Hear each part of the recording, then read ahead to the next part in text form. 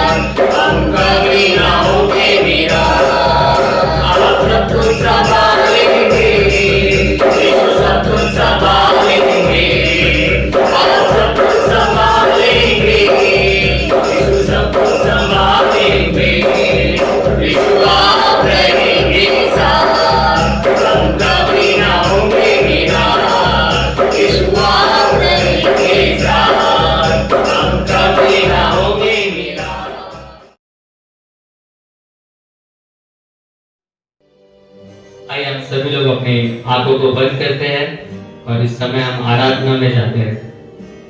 धन्यवाद यीशु, thank you Jesus Lord. धन्यवाद यीशु Lord, आज का आपने दिन दिखाया, धन्यवाद देते हैं लॉर्ड। आपने हमें आज का जो आराधना करने का एक मौका को दिया, धन्यवाद देते हैं पिता। Thank you Jesus Lord, thank you Lord. धन्यवाद यीशु लॉर्ड, थैंक यू जीसस। आज का दिन, आज का समय आपने हमें सभी को दिखाया, धन्यवाद यीशु पिता। Thank you Jesus, hallelujah hallelujah.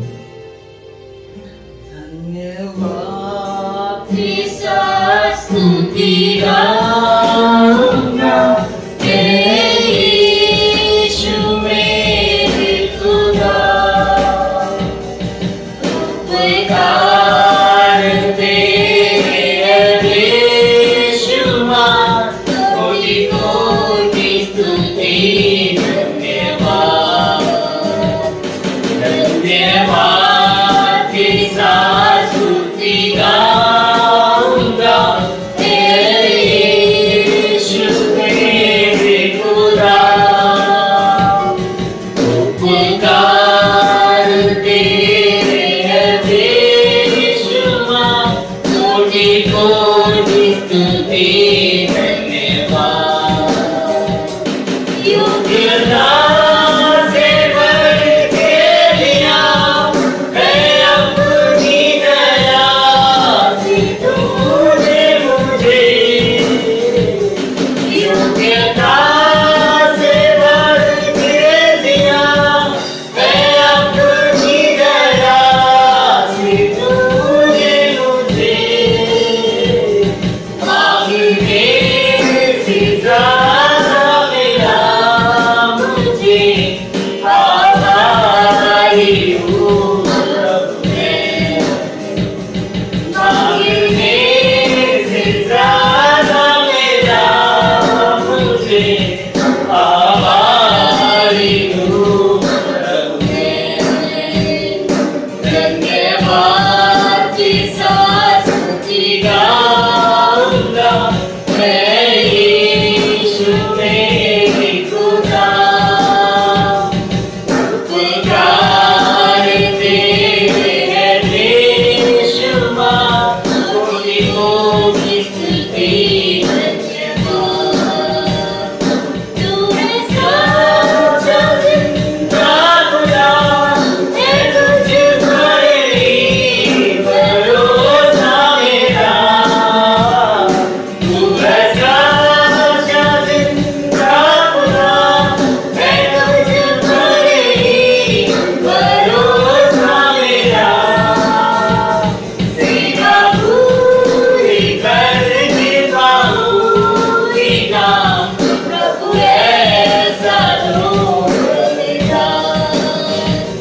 सेवा पूरी करके पाऊंगी नाम, प्रभु ऐसा ढूंढ लेगा। धन्यवाद के साथ स्तुति गाऊंगा मैं यीशु मेरे खुदा, उपकार तेरे बेशुमार, कोटि कोटि स्तुति धन्यवाद। कोटि कोटि स्तुति धन्यवाद। कोटि कोटि स्तुति धन्यवाद। थैंक यू जीसस, कोटि कोटि हम धन्यवाद देते हैं पिता। आज का दिन आपने हम सभी को दिखाया, धन्यवाद देता हूं पिता। विशेष रीति से हम प्रार्थना करते हैं लॉर्ड, जो हम सुन रहे हैं कि कई जगह पर ऑक्सीजन का प्रॉब्लम हो रहा है लॉर्ड, हम प्रार्थना करते हैं लॉर्ड, उस सारे हॉस्पिटल में आपने उस ऑक्सीजन को फुलफिल किया, धन्यवाद देता हूं पिता। जो ऑक्सीजन के कारण मर रहे हैं, जो ऑक्सीजन नहीं मिल रहा है, उनके परिवार के लोगों को हम आपके हाथ में सौंपते हैं पिता। उन सभी को आपने संभाल कर रखा, धन्यवाद देते हैं पिता। उसी रीति से हम प्रार्थना करते हैं जो अभी कोविड के कारण मर रहे हैं, उनको भी आपके हाथ में सौंपते हैं पिता। उनके परिवार को भी आपके हाथ में सौंपते हैं पिता। आपने उन्हें संभाल कर रखा, धन्यवाद देते हो पिता। उनके परिवार के साथ आप सदैव बने रहेंगे, इसलिए धन्यवाद देते हो पिता। और प्रार्थना करते हैं लॉर्ड आगे के दिनों में लॉर्ड आपने जल्द से जल्द कोरोना का केसेस जो भी बढ़ रहे हैं सारे आपने केसेस को बंद कर दिए, धन्यवाद देते हो लॉर्ड। और जल्द से जल्द सभी को वैक्सीन मिल रहा है, इसमें धन्यवाद देते हो पिता। हम प्रार्थना करते हैं विशेष करके लॉर्ड इस संबंधित को आपके हाथ में सौंपते हैं पिता, जो यह वचन को देंगे लॉर्ड उस वचन के जरिए आप हमसे बातें करेंगे, इसलिए धन्यवाद देते हो पिता। आइए से भी आप बातें करेंगे, इसलिए धन्यवाद देते हो पिता। और हम सभी को तुम्हें संभाल कर रखा, धन्यवाद। छोटी सी प्रार्थना मेरे जीवित खुदा यीशु के नाम से मांगते हैं पिता, आमीन।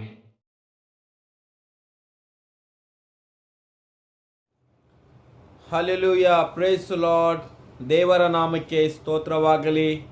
ಈ ಭಾನುವಾರ ದಿವಸ ನಾವು ದೇವರನ್ನು ಆರಾಧಿಸುತ್ತಾ ಇದ್ದೇವೆ. ಆತನ ಹೆಸರನ್ನು ನಾವು ಮೇಲಕ್ಕೆ ಎತ್ತುತ್ತಾ ಇದ್ದೇವೆ. ಕಳೆದ 2 ಭಾನುವಾರ ದಿವಸ ನೀವು ನನ್ನ ವಾಕ್ಯಗಳನ್ನು ಈ ಒಂದು ವಿಡಿಯೋಗಳ ಮೂಲಕ ಕೇಳ್ತಾ ಇದ್ದೀರಿ. ಅನೇಕರು ಚರ್ಚ್ದು ಗ್ರೂಪ್ನಲ್ಲಿ ಒಳ್ಳೆಯ ಸಂದೇಶದಾಗಿ ನೀವು ಪ್ರೋತ್ಸಾಹದ ಮಾತುಗಳನ್ನು ಹಾಕ್ತಾ ಇದ್ದೀರಿ. ಅಷ್ಟೇ ಅಲ್ಲದೆ ಪರ್ಸ್ನಲ್ ಆಗಿ ಸಹ ವೈಯಕ್ತಿಕವಾಗಿ ಸಹ ನೀವು ನನಗೆ ತಿಳಿಸುತ್ತಾ ಇದ್ದೀರಿ. ದೇವರಿಗೆ ನಾನು ವಂದನೆ ಹೇಳುವಂತನಾಗಿದ್ದೇನೆ. ಇವತ್ತು ಸಹ ನಾವು ದೇವರ ವಾಕ್ಯವನ್ನು ನಾವು ಮನಪೂರ್ವಕವಾಗಿ ನಾವು ಕೇಳಿಕೊಳ್ಳೋಣ, ಆತನನ್ನು ನಾವು ತಿಳಿದುಕೊಳ್ಳೋಣ.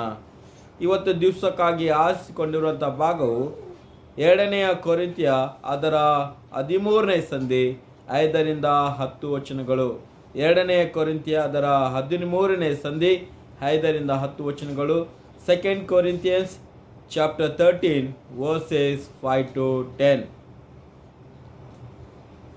ಇಲ್ಲಿ ನಾವು ನೋಡುತ್ತೇವೆ ಪೌಲನು ಬಹಳ ಒಳ್ಳೆಯದಾಗಿ ಸಭಿಕರಿಗೆ ಜನರಿಗೆ ಆತನು ಹೇಳುವಂತನಾಗಿದ್ದಾನೆ.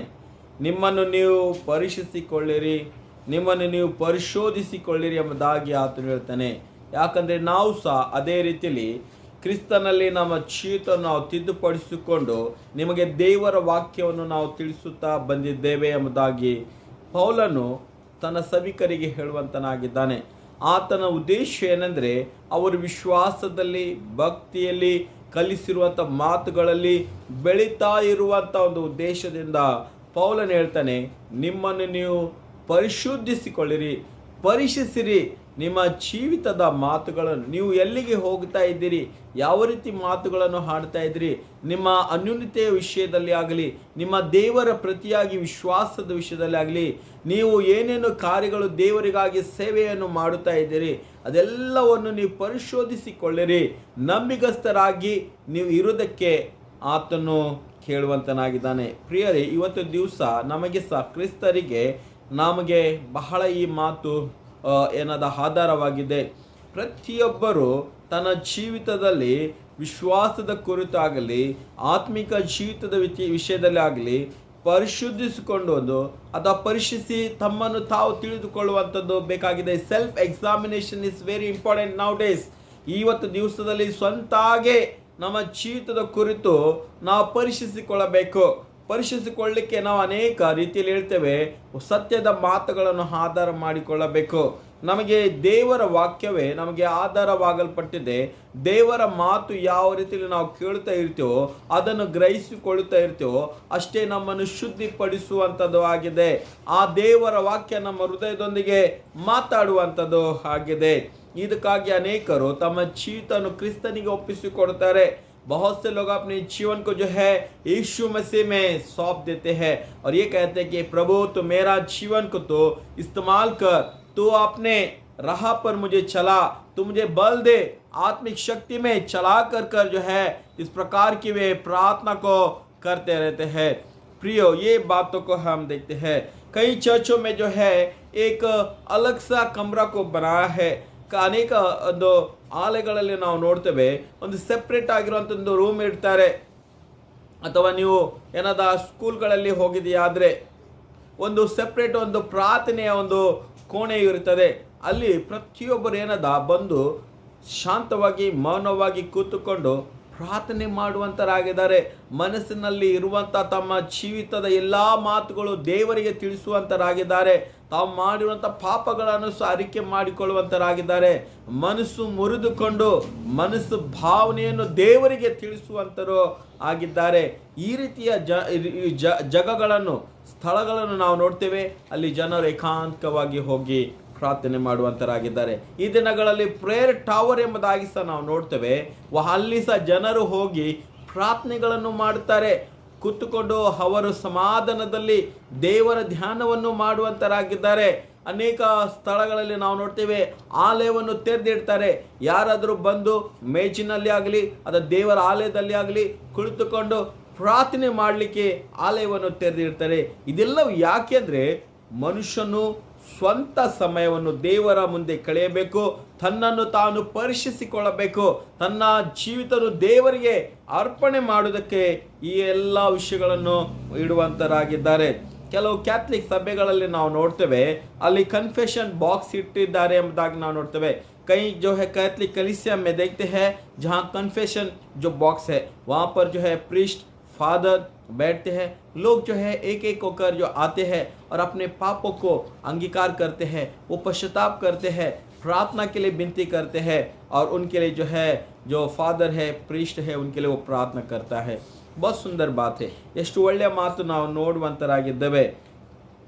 ಈ ರೀತಿಯಲ್ಲಿ ಮನುಷ್ಯನು ತನ್ನನ್ನು ತಾನು परीक्षिसी नोडಕೊಳ್ಳಬೇಕು. इस प्रकार से जो है मनुष्य अपने आप को जो है परीक्षा कर कर देखना बहुत ही जरूरी है. साधु सुंदर सिंह जो व्यक्ति है इसके बारे में भी हम देखते हैं. इसने जो है मसीह बाइबल को जो है जब वो स्कूल में तब बहुत ही उसने निंदा किया, उसको जो है उठाकर उसने फेंक दिया, फाड़ दिया करके हम देखते हैं.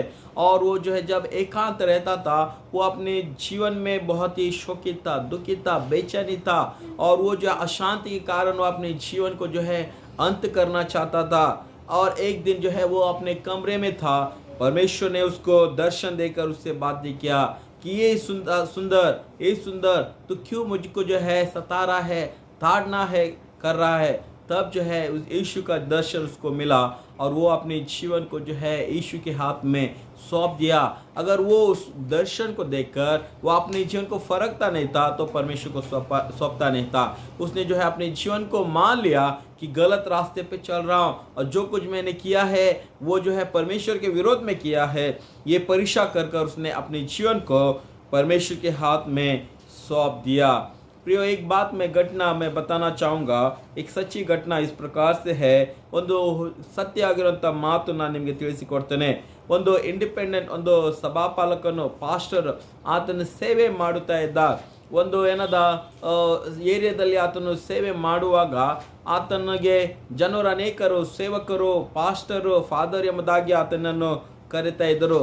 ಆ ಒಂದು ಕ್ಷೇತ್ರದಲ್ಲಿ ಒಂದು ವ್ಯಕ್ತಿಯು ಬಹಳ ಕಠಿಣವಾಗಿರುವಂಥ ವ್ಯಕ್ತಿ, ಕಠೋರವಾಗಿರುವಂಥ ವ್ಯಕ್ತಿ. ಆತನು ಜಗಳ, ಆತನು ಬೈಯುವಂಥದ್ದು, ಆ ಜನರು ಆತನ ಬಾಯಿಗೆ ಯಾರು ಹತ್ತುತ್ತಾ ಇರಲಿಲ್ಲ, ಆತನ ಮುಂದೆ ಯಾರು ನಿಂತ್ಕೊಳ್ತಿರ್ಲಿಲ್ಲ, ಕಠೋರವಾಗಿದ್ದಾನೆ ಎಂಬುದಾಗಿ ಜನರು ಹೇಳ್ತಾ ಇದ್ರು.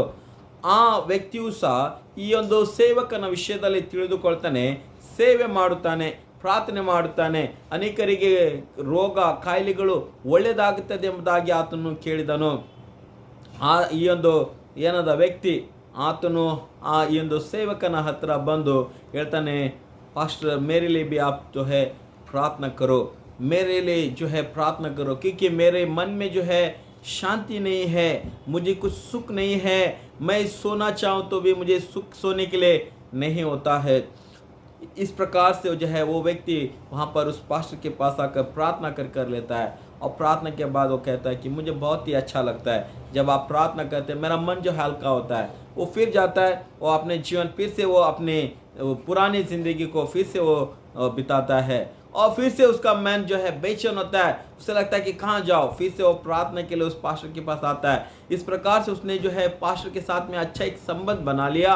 हर बार जो है वो अपनी शांति के लिए, अपने पापों के लिए, पश्चाताप के लिए वो वहाँ पर आकर प्रार्थना करता रहता था और प्रार्थना कराकर जो है लौट कर जाता. लेकिन कई दिन बीत गए, कई महीना बीत गया. वो पास्टर को लगा कि मैं इनके लिए प्रार्थना कर रहा हूँ, मैं दुआ कर रहा हूँ, ये पर प्रभु के पास आएगा कर उन्होंने जो है विश्वास नहीं छोड़ा.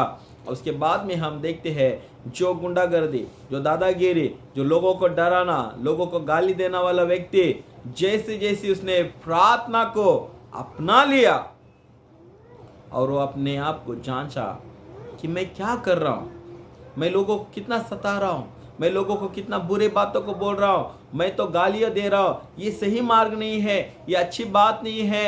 और मैं कितनी बार जो है अपनी गलतियों को मान कर प्रार्थना तो करके लेता हूँ, लेकिन मैं नहीं छोड़ रहा हूँ। अब वो पास्टर के पास जाकर ये कहता है, पास्टर जी मेरे लिए प्रार्थना करो कि ये गलत रास्ता मैं निकलूँ, यहाँ से मैं निकल जाऊँ, ये गलत रास्तों को मैं छोड़ दो, ये आदतों को मैं छोड़ दो, इस प्रकार की प्रार्थना करो।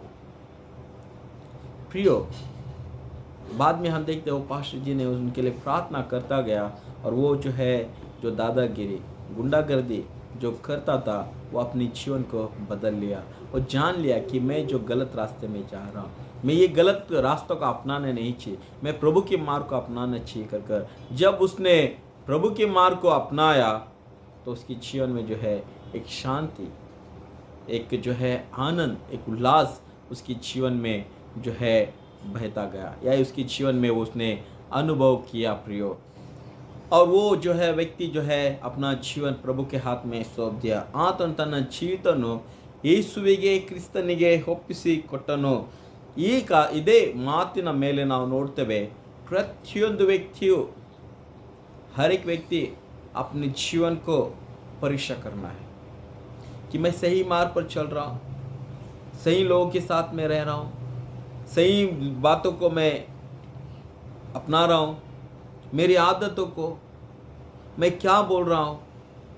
सोचना बहुत ज़रूरी है, फ़र्कना बहुत ही ज़रूरी है, क्योंकि जब हम अपने आप को एक मसीह होने के नाते जब अपने आप को फ़र्कते हैं, उतना ही हम परमेश्वर के यीशु के करीब में आते हैं। जो इंसान यीशु मसीह को अपनाकर उसके वचन को सुनकर सुनकर सुनकर वो बदलता नहीं, वो यीशु के करीब नहीं आता। इसलिए पौलुस ये कहता है कि तुम अपने आप को परीक्षा करो, अपने आप को जांचो कि मसीह आप में है या नहीं। ये सवाल जो है पौलुस कलीसिया को पूछ रहा है, कलीसिया के विश्वासी लोगों को पूछ रहा है कि तुम मसीह में हो कि नहीं, तुम फर्क हो। वो इसलिए कहता है कि बहुत से लोग जो है प्रभु के वचन को ग्रहण किया, उसके बाद में वे जो है अपने जीवन की बातों को आदर, उसके बातों को अपनाकर, अपने चाल चलन को आगे रखकर वे जो है मसीह के विश्वास से जो है भटक गए। इसलिए कहता है कि तुम अपने आप को फर्को, जांचो, कहीं ऐसा ना हो कि तुम मसीह से दूर हो। पौलुस जो है ತಿಮೋತಿ को इस प्रकार से कहता है, ಪೌಲನು ತಿಮೋತಿಗೆ ಸಹ ಇದೇ ಹೇಳುವಂತನಾಗಿದ್ದಾನೆ, ಎಲೆ ತಿಮೋತಿಯನೇ, ಜ್ಞಾನೋಪದೇಶವೆಂದು ಸುಳ್ಳಾಗಿ ಹೇಳಿಕೊಳ್ಳುವ ಬೋಧನೆಗೆ ಸಂಬಂಧಪಟ್ಟ ಪ್ರಪಂಚವಾದ ಆ ಹರಟಿ ಮಾತುಗಳು ವಿವಾದಗಳಿಗೂ ನೀನು ದೂರವಾಗಿದ್ದು ನಿನ್ನ ವಶಕ್ಕೆ ಕೊಟ್ಟಿರುವುದನ್ನೇ ಕಾಪಾಡು। ಕೆಲವರು ಆ ಸುಳ್ಳಾದ ಜ್ಞಾನವನ್ನು ಅವಲಂಬಿಸಿ ಕ್ರಿಸ್ತ ನಂಬಿಕೆಯಿಂದ ಭ್ರಷ್ಟರಾದರು। पौलुस कहता है तिमोती को, ए तिमोती, जो ज्ञान, जो उपदेश, जो मैंने सिखाया है तो उसको बनाए रख, अपनाए रख। बुरी शिक्षा की बातों को सुनकर, संसार की बातों को सुनकर तो इन कपटियों से मिल ना जाए, उनसे दूर रहने के लिए पौलुस कहता है। और कुछ लोग जो है झूठे बातों को जो है वे प्रचार कर रहे हैं, अपना लिए हैं और भ्रष्ट हो चुके हैं। इसलिए पौलुस तिमोती को भी कहता है, तू अपने आप को फरकते रहे, तो जो है जांचते रहे, जो मैंने बातों को सिखाया उसको तो फर्क, लोगों के बीच में रहकर उनके चाल चलन को कहीं तो भटक ना जाए। इस प्रकार से पौलुस जो है उसे सतर्क करता है। आज हमको ज़रूरत है, आज बहुत से प्रचारक है संसार में है, बहुत से लोग जो है ऑनलाइन प्रीचिंग कर रहे, परमेश्वर ने उनको बुलाया नहीं बुलाया, परमेश्वर के ज्ञान को उन्होंने पाया है नहीं पाया है, बाइबल को ठीक तरह से पढ़े हैं नहीं पढ़े हैं। लेकिन आज बहुत से लोग जो है बातों को सिखाने के लिए जा रहे, सब बहुत सारे प्रचारक बन चुके हैं, बहुत सारे जो है टीचर बन चुके हैं।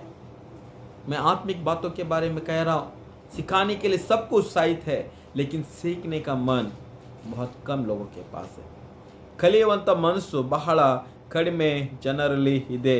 ಅದಕ್ಕೆ ಪ್ರಿಯರೇ, ಪ್ರತಿಯೊಂದು ಮೆಸೇಜ್ ಏನು ನೀವು ಇವತ್ತು ದಿನ ಆನ್ಲೈನಲ್ಲಾಗಲಿ ನೀವು ಅಥವಾ ಸಾಫ್ಟ್ ಮೆಸೇಜ್ಗಳಾಗಲಿ ಅಥವಾ ಗ್ರೂಪ್ಗಳಲ್ಲಿ ವಾಟ್ಸಪ್ಗಳಲ್ಲಿ ಚಾಟಿಂಗ್ಗಳಲ್ಲಿ ಏನೇನು ಮೆಸೇಜ್ಗಳನ್ನು ಬರ್ತಾರೋ ಎಲ್ಲವನ್ನು ಪರಿಶೀಲಿಸಿ, सभी को जांचिए कि वो सही लिखा है कि नहीं, परमेश्वर के बाइबल के आधार पर लिखा है कि नहीं। उनके विचारों को आप जानना बहुत ही ज़रूरी है। आज जो है सेल्फ प्रोक्लेमेशन के कई जो है विचारों को लेकर आए हैं, बाइबल को अलग रीति से भी लेकर आए हैं। कई लोग जो है आज गलत शिक्षाओं को भी बाइबल के आधार पर बता रहे हैं। प्रियो, बाइबल को जो है सच्चे दिल से पढ़िए, एक सच्चा जो है बातों को सुनिए, फर्किए और विश्वास में बढ़िए। कहीं ऐसा ना हो कि तुम जो है विश्वास से भटक जाओ। ಇದೇ ರೀತಿಯಲ್ಲಿ ಆಗಬಾರ್ದು, ನೀವು ಸತ್ಯ ಮಾತುಗಳಿಂದ ತಪ್ಪಿಕೊಂಡು ಹೋಗಬಾರದು। आज फिर से मैं कहना चाहूँगा कि बहुत से प्रचारक हैं, बहुत से विश्वासी लोग हैं, लेकिन सभी पर हमको जो है विश्वास नहीं कर सकते। जो सच्चे हैं उनके साथ में चलिए, वो आपको चलाएंगे। और जो लोग आपके साथ में चल रहे उनका अच्छी तरह से अगुवाई करिए, चलाइए, उनको प्रार्थना में रखिए, संगति में रखिए, बुरे चाल में गिरने ना दे। आज हर किसी को परीक्षा करना बहुत ही ज़रूरी है, क्योंकि मसीह एक दिन हम सभी के जीवन के जो है लेखा लेने वाला है।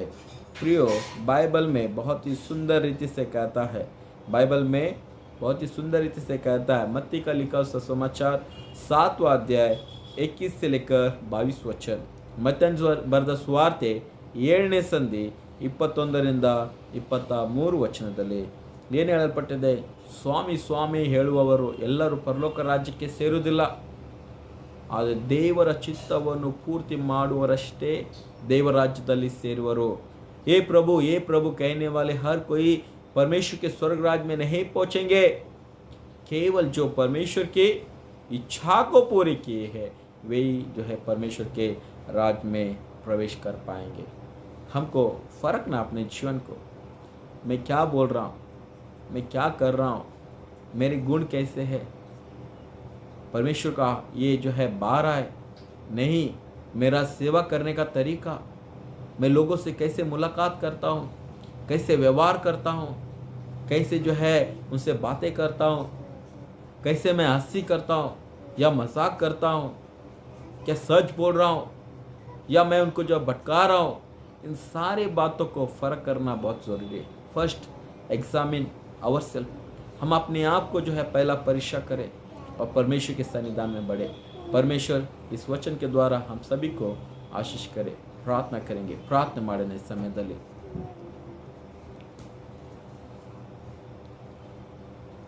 ಕೃಪಾಳು ದೇವರೇ ಸ್ವಾಮಿ, ಈ ಒಂದು ಕ್ಷಣದಲ್ಲಿ ನಾವು ನಿನ್ನ ಮುಂದೆ ಬಂದುಕೊಂಡು ಪ್ರಾರ್ಥನೆ ಮಾಡ್ತೇವೆ। ನಿನ್ನ ವಿಶ್ವಾಸದಲ್ಲಿ, ನಿನ್ನ ಭಕ್ತಿಯಲ್ಲಿ ನಮ್ಮನ್ನು ನಡೆಸು। ನಾವು ಮಾತುಗಳನ್ನು ಕೇಳುವವರಲ್ಲಷ್ಟೇ ಅಲ್ಲದೆ ಕರ್ತನೆ, ಅದರ ತಕ್ಕಾಗಿ ನಡೆಯುವವರು ಸಾಗಲಿಕ್ಕೆ ಸಹಾಯಪಡಿಸು ಸ್ವಾಮಿ। ಯಾರು ಪರೀಕ್ಷಿಸಿಕೊಂಡು ನಡೀತಾರೋ ಅವರು ಆತ್ಮಿಕ ಜೀವಿತದಲ್ಲಿ ಬೆಳೆಯುವಂತರಾಗಿದ್ದಾರೆ। ಯಾರು ತಮ್ಮ ತಪ್ಪುಗಳನ್ನು ಅರಿಕೆ ಮಾಡಿಕೊಳ್ಳುತ್ತಾರೋ ಅವರಿಗೆ ಕ್ಷಮಿಸಲ್ಪಡುವಂಥದ್ದಾಗಿದೆ ಸ್ವಾಮಿ। ನಿನಗೆ ನಾವು ಪುನಃ ಸಲ ವಂದನೆ ಹೇಳ್ತೇವೆ। ನಮ್ಮ ಜೀವಿತವನ್ನು ಸ್ವಾಮಿ ನೀನು ನಿನ್ನ ಹಸ್ತದಲ್ಲಿ ತೆಗೆದುಕೊಂಡು ನಡೆಸುತ್ತಾ ಇದ್ದಿ, ನಿನ್ನ ಆತ್ಮನ ಮೂಲಕ ನಮ್ಮ ಹತ್ತಿರ ನೀನು ಮಾತಾಡುತ್ತಾ ಇದ್ದಿ, ನಿನಗೆ ನಾವು ಸ್ತೋತ್ರ ಹೇಳ್ತೇವೆ। ಯಾರಾದರೂ ಸ್ವಾಮಿ ತಪ್ಪು ಮಾತುಗಳಲ್ಲಿ, ತಪ್ಪು ಬೋಧನೆಗಳಲ್ಲಿ ಸಿಕ್ಕಿ ಬಿದ್ದಿದೆ ಕರ್ತನೆ, ಅವರನ್ನು ಪುನಃ ಸಲ ಮೇಲಕ್ಕೆ ತಾ ಸ್ವಾಮಿ, ಅದರಿಂದ ಬಿಡುಗಡೆ ಮಾಡಿ ಸತ್ಯ ಮಾರ್ಗದಲ್ಲಿ ನಡೆಸು ಎಂಬುದಾಗಿ ಬೇಡ್ತಾ ಇದ್ದೇವೆ ಕರ್ತ। ಘನಮಾನ ನಿನಗೆ ನಾವು ಸಲ್ಲಿಸುತ್ತಾ ಈ ಪ್ರಾರ್ಥನೆ ಯೇಸು ಕ್ರಿಸ್ತನ ಪರಿಶುದ್ಧ ನಾಮದಲ್ಲಿ ನಾವು ಬೇಡ್ತೇವೆ, ಆಮೇನ್। ಪರಲೋಕದ ತಂದೆ, ನಿನ್ನ ನಾಮ ಪರಿಶುದ್ಧಪಡಲಿ, ರಾಜ್ಯ ಬರಲಿ, ನಿನ್ನ ಚಿತ್ತ ಪರಲೋಕದಲ್ಲಿ ನೆರವೇರು ಪ್ರಕಾರ ಭೂಲೋಕದಲ್ಲಿ ನೆರವೇರಲಿ। ನಮ್ಮನ್ನು ಆಹಾರಕ್ಕೆ ದಯಪಾಲಿಸಿಕೊಡು, ನಮಗೆ ತಪ್ಪು ಮಾಡಿದರೆ ನಾವು ಕ್ಷಮಿಸುವಂತೆ ನಮ್ಮ ತಪ್ಪುಗಳನ್ನು ಕ್ಷಮಿಸು, ನಮ್ಮನ್ನು ಶೋಧನೆಗೆ ಸೇರಿಸದೆ ಕೇಡಿಂದ ತಪ್ಪಿಸು, ಯಾಕಂದರೆ ರಾಜ್ಯ ಬಲ ಮಹಿಮೆ ಸದಾ ಕಾಲ ನಿಂದೆ ಸ್ವಾಮಿ, ಆಮೇನ್. ಈಗಲೂ ನಮ್ಮ ಕರ್ತನಾಗಿರುವಂಥ ಯೇಸು ಕ್ರಿಸ್ತನ ಕೃಪೆಯು, ತಂದೆ ದೇವರ ಪ್ರೀತಿ, ಪರಿಶುದ್ಧಾತ್ಮನ ಅನುತೆ ಸಹವಾಸ ನಮ್ಮೆಲ್ಲರ ಜೀವಿತದೊಂದಿಗೆ, ವಿಶೇಷವಾಗಿ ವಾಕ್ಯವನ್ನು ಕೇಳುವಂಥ ಪ್ರತಿಯೊಂದು ಆತ್ಮದೊಂದಿಗೆ ಇಂದಿಗೂ ಎಂದೆಂದಿಗೂ ನೆಲೆಯಾಗಿರಲಿ. ಆಮೇನ್. ಪ್ರಿಯೋದರೇ, ನೀವು ಆನ್ಲೈನ್ ಸರ್ವಿಸ್ನಲ್ಲಿ ಕೂಡಿದ್ದಕ್ಕಾಗಿ, ಜಾಯಿಂಟ್ ಆದ್ದಕ್ಕೆ ಪುನಃ ನಿಮಗೆ ವಂದನೆ ಹೇಳುತ್ತಾ ಇದ್ದೇನೆ. ಸಭೆಯಲ್ಲಿ ಯಾವುದೇ ಒಂದು ನಿಮ್ಮ ಪರ್ಸ್ನಲ್ ಆಗಲಿ, ನಿಮ್ಮ ಕುಟುಂಬದ ಯಾವುದೇ ಒಂದು ಕೆಲಸಗಳಾಗಲಿ ಅಥವಾ ಪ್ರಾರ್ಥನೆ ವಿಷಯಗಳೇ ಆಗಿದೆಯಾದರೆ ದಯಮಾಡಿ ನೀವು ನಮಗೆ ಸಂಪರ್ಕ ಮಾಡಿರಿ. ನನ್ನ ವಾಟ್ಸಪ್ ನಂಬರ್ ಸಹ ಇದೆ, 9930202703, 9930202703. ಈ ನಂಬರ್ ಮೇಲೆ ನೀವು ಫೋನ್ ಮಾಡ್ಬೋದು, ವಾಟ್ಸಪ್ ಮಾಡ್ಬೋದು. ದಯಮಾಡಿ ನೀವು ಸಂಪರ್ಕ ಮಾಡಿದೆ ಆದರೆ ನಿಮ್ಮ ಜೊತೆಯಲ್ಲಿ ನಾನು ಮಾತಾಡುವಂತನಾಗಿದ್ದೇನೆ. ನಿಮ್ಮ ಜೊತೆಯಲ್ಲಿ ಒಳ್ಳೆಯ ಒಂದು ಸಂಬಂಧದಲ್ಲಿ, ಅನ್ಯೋನ್ಯತೆಯಲ್ಲಿ ಬೆಳೀಲಿಕ್ಕೆ ಸಹಾಯ ಆಗುವಂಥದ್ದಾಗಿದೆ. ದೇವರಿಗೆ ಸ್ತೋತ್ರವಾಗಲಿ. ಆಮೇಲೆ.